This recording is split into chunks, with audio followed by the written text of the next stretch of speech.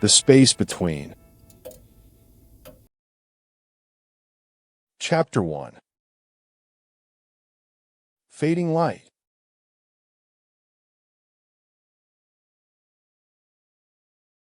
I stepped off the bus and onto the worn asphalt of Main Street, feeling an unsettling sense of familiarity mixed with unease as I gazed upon my hometown's quaint storefronts. The old diner, the antique shop, and the library with its weathered stone facade. It had been a year since I'd left for Europe to study abroad, yet this place still exuded the same quiet charm that had captivated me in my youth. The gentle breeze carried the sweet scent of blooming lilacs and held whispers of memories long buried. But as I took my first breath of home, something felt off. My mind was a haze. Fragmented images taunted me from the depths of a memory bank I couldn't quite reach. I had spent months in foreign cities, learning languages and cultures, yet nothing could have prepared me for this disorienting sensation. The trip back seemed to have stolen more than just time. It took fragments of my own recollections. Upon arriving at my parents' cozy cottage on Elm Street, I found solace in the familiar walls that had witnessed countless nights spent reading under a street lamp or daydreaming by the kitchen window. However, something was amiss. The living room was rearranged. The bookshelf I'd built with my brother as children now leaned against one wall rather than two. My mother's cooking pot sat on the counter, coated in an unfamiliar layer of dust that seemed out of character for her. These details felt wrong. Misplaced memories that refused to surface. My journal, where I documented each day since leaving, was missing. It contained notes about Europe and my dreams. Now it held a blank leather cover, as if it never existed. I rummaged through drawers, hoping to find some semblance of continuity. A phone call with Mom provided little reassurance. She seemed distant, avoiding eye contact during our hasty conversation. "It's been so long, darling. Everything is fine here. Just settle back in," she assured me, but failed to address the unease I sensed. That night, a dream racked my sleep. The lilac trees on Elm Street swayed like skeletal fingers against the moonlight, whispering an unintelligible language as the wind carried a name. Sarah, not mine. Waking with parched eyes and a pounding heart, I attempted to rationalize it away. Perhaps fatigue from travel played tricks with my mind after all these months of exploring the world beyond Oakwood. But that nagging feeling persisted. Something had shifted since I left. In town, conversations often felt rehearsed. People spoke in hushed tones when they thought me unnoticing. Sarah Jenkins' return was met with reserved smiles and curt greetings. Where were the memories we shared? Our laughter over ice cream at Bubba's Sweet Treats, or the times my best friend Rachel showed me love songs at her car window? The girl I remembered seemed to have vanished. Days turned into weeks as I struggled to reconcile this reality with my own recollections, each attempt yielding little more than a throbbing headache. My parents avoided discussing anything of consequence. My father's work as an engineer, my mother's part-time teaching job, even the fate of our family cat, Snowball. It was as if we'd all been living parallel lives since I left. Every visit to town centers around Oakwood Public Library seemed to unearth more questions than answers. Books on shelves now bore titles unfamiliar to me. The librarian, Mrs. Miller, greeted with a nameless smile that sent a shiver down my spine. It wasn't her usual warm welcome. A single photograph caught my eye, an old picture of my childhood friend Emily, beaming in front of the Oakwood sign, which was impossible since she'd passed away in a tragic accident just before I left for college. The librarian's eyes flickered when our gaze met, and she quickly glanced back at her papers. What secrets did this town keep? One fateful evening, while flipping through photographs from Europe in my childhood bedroom, an envelope slipped from under the mattress. My name was scrawled across it with a pen I didn't recognize.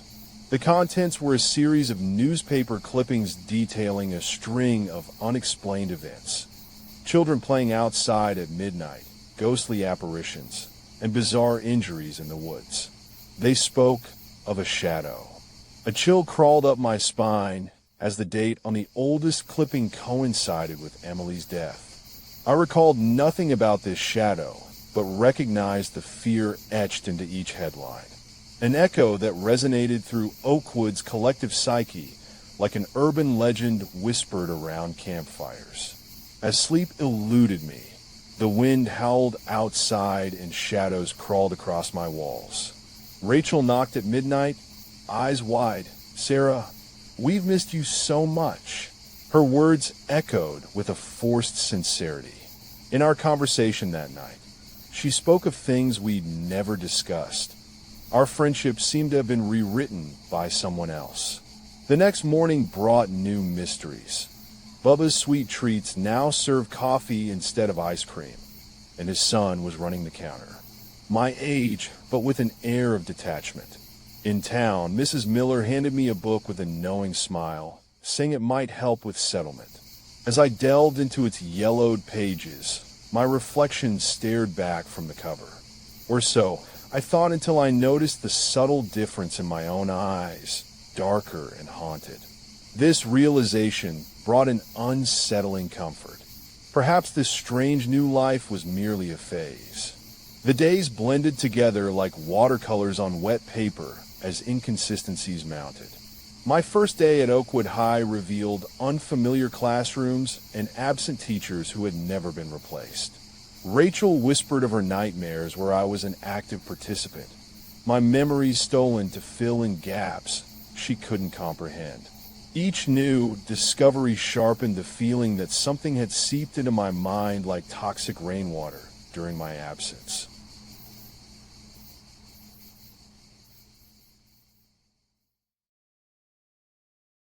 Chapter 2.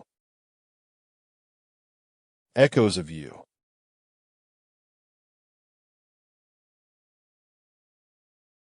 The déjà vu moments began soon after.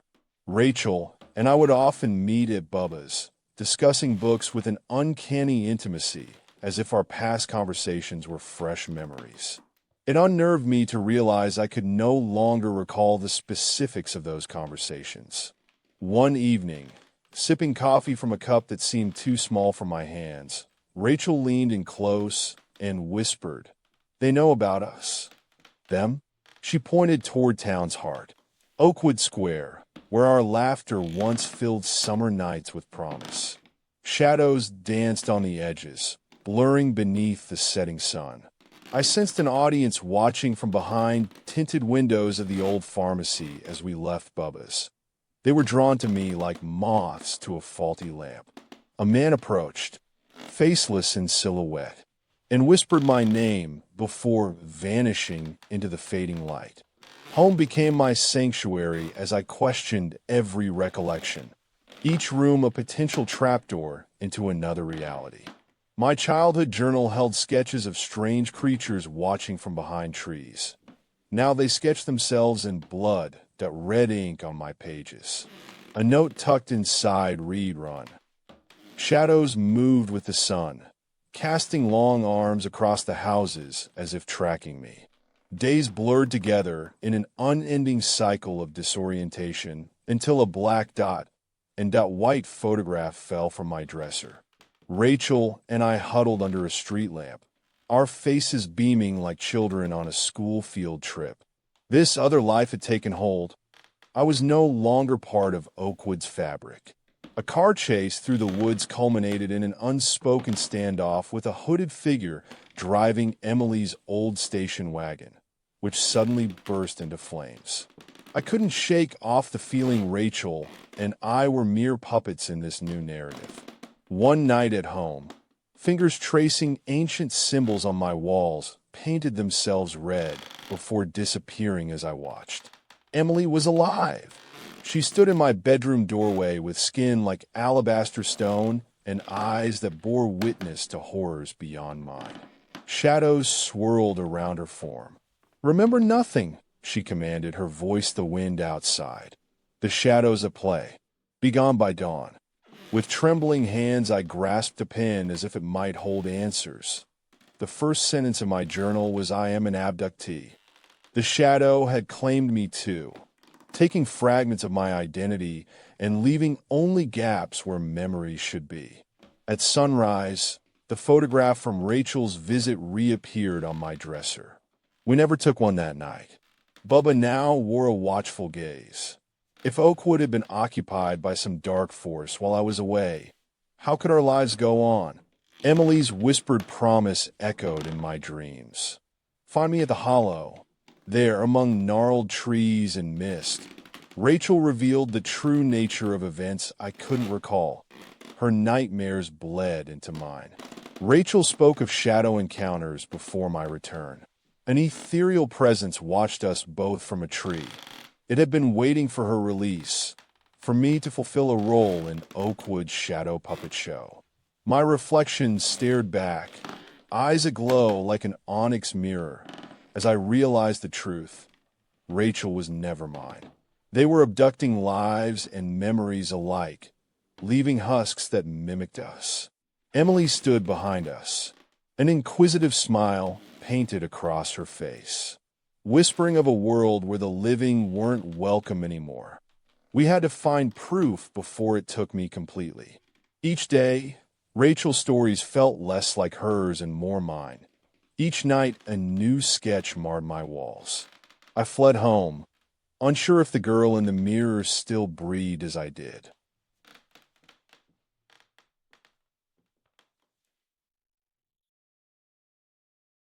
Chapter 3. The Space Between.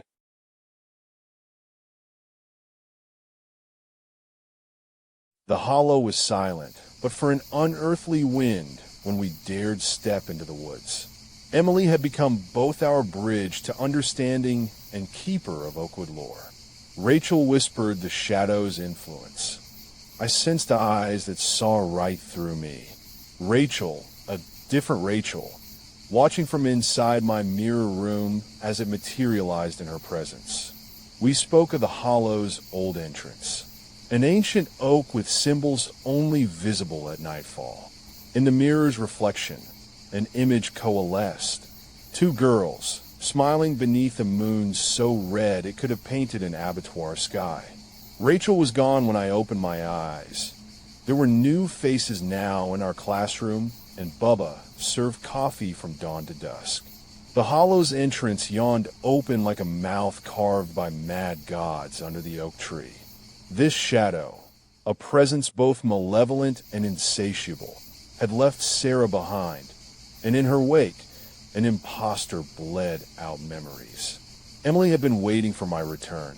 The last thing I remembered before waking was falling toward light, an endless drop into the Hollow's heart. When eyes adjusted, two girls stood at the edge of what became their nightmare world.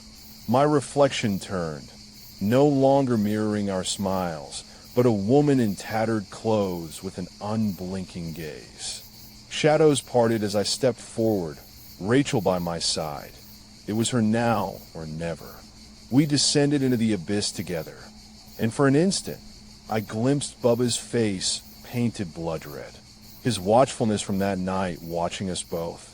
Emily stood sentinel on a hill in the middle of this hell we'd stumbled upon. She spoke of Sarah Jenkins. My name, once more their tongue to describe me as they took Rachel too late at night when I slept. In her words, Sarah had become the Shadow's daughter, an eternal pupil studying to claim Oakwood. The mirror room, long abandoned, now held my reflection and a door hidden by darkness. Emily vanished into a crimson glow. I followed with a sense of purpose that predated us all.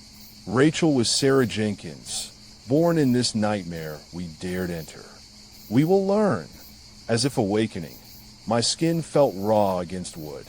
Sarah stood before me, her eyes aglow like an ember from the wrong side of the mirror.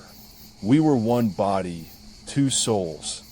I'd been reclaimed by what they called the Shadow's child, their vessel, and she was now its voice. I remember nothing.